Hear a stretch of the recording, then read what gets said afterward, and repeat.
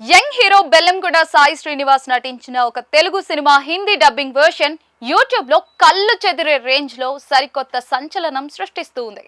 బోయపాటి శ్రీను దర్శకత్వంలో వచ్చిన జయ జానకి నాయక చిత్రం ఏకంగా 100 కోట్లు అంటే 1 బిలియన్ వ్యూస్ సాధించి భారత సినీ చరిత్రలోనే ఆల్ టైమ్ రికార్డ్ క్రియేట్ చేసింది.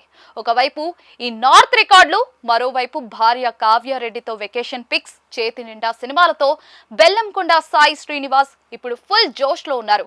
బెల్లంకొండ సురేష్ కొడుకుగా అల్లుడు శ్రీనుతో ఎంట్రీ ఇచ్చి హిట్ కొట్టిన శ్రీనివాస్ ఆ తర్వాత చేసిన జయ జానకి నాయక థియేటర్లలో ఆశించిన స్థాయిలో ఆడలేదు.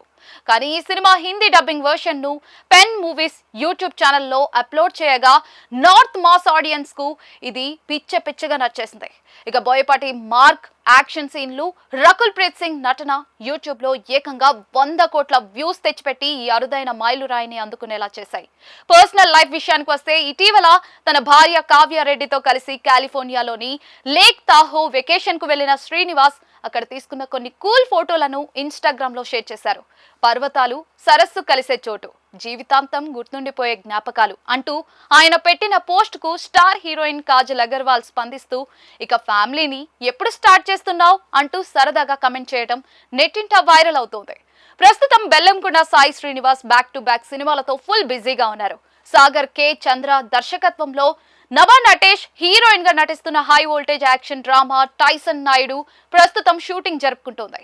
ఇక దీంతో పాటు సంయుక్త మీనన్ కథానాయికగా హైందవ అనే మరో భారీ యాక్షన్ ప్రాజెక్ట్ కూడా లైన్ లో ఉంది. ఈ సినిమాలతో టాలీవుడ్ లో గట్టి కంబ్యాక్ ఇవ్వడానికి ఆయన ప్లాన్ చేస్తూ ఉన్నారు. యూట్యూబ్ లో 100 కోట్ల వ్యూస్ సాధించడం అంటే మామూలు విషయం కాదు. మన టాలీవుడ్ సినిమా ఆ రికార్డ్ ను అందుకోవడం గర్వకారణం. అటు పర్సనల్ లైఫ్ లో కావ్యతో హ్యాపీగా గడుపుతూ ఇటు సినిమాలతో దూసుకుపోతున్న బెల్లంకొండ సాయి శ్రీనివాస్ కి ఈ రికార్డ్ మరింత బూస్టింగ్ ఇస్తుంది అనడంలో సందేహం లేదు.